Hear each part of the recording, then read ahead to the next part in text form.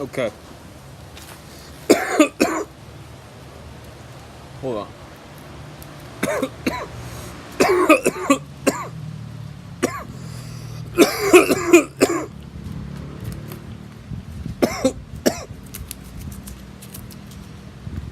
need to get out a cigarette.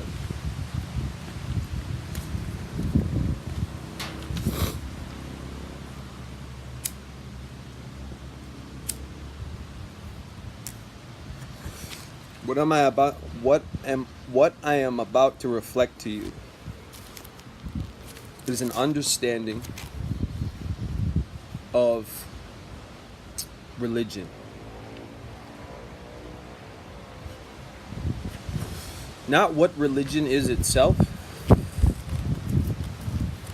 but acts of religion that make it religious. I'm going to go to reference right here. The most important job in Christianity was the baptizing or converting people into Christianity. Am I correct? I mean, if we relate to common times or current times or any time for that matter, from Christianity on forward, it is a ritual or a ceremony for a Christian to get baptized, correct?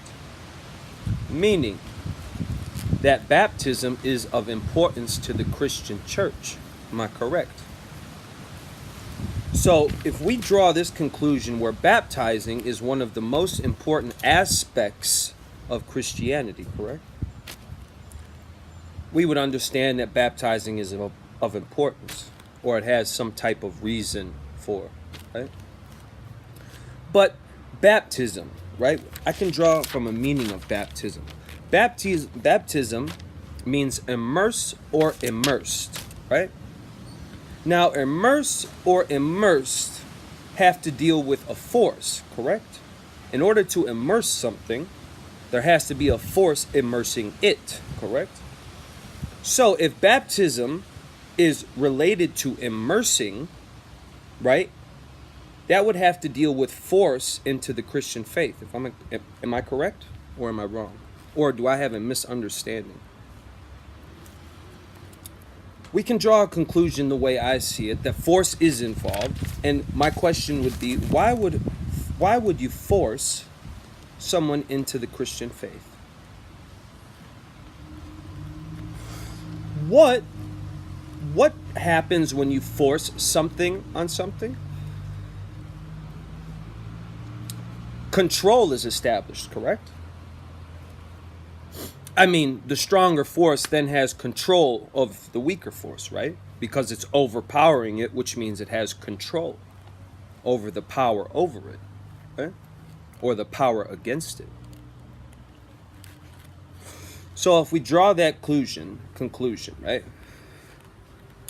Wouldn't it be in reality that if somebody wanted to be a Christian, it would be of cleansing? Now, what does cleansing mean when we think about it theoretically or just fundamentally, right? It means to purify, right? Or clean, right? Or cleanse, right? Now, what does purify mean? Heal in some type of way, correct? And cleanse, that's wash, right? Wash. So the water in baptizing is in relation, right? But cleanse is not a force.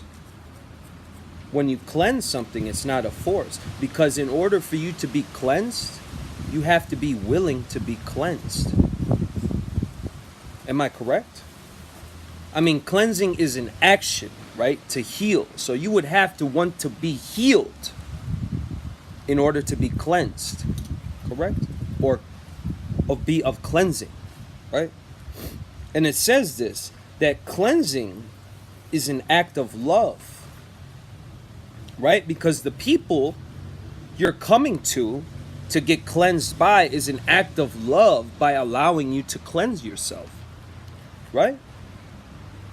But it would be under instruction, right? By the people allowing you to cleanse yourself. right? I mean, you wouldn't know how to cleanse yourself, would you? They would have to tell you how to cleanse yourself, right? And it is not by force, but will help, but will to help others, right? So, if you were a true Christian, you would know it is the cleansing or birth into Christianity, not by force, but by will of the people who believe or believed, right? Being able to have Christianity form as every other religion over time.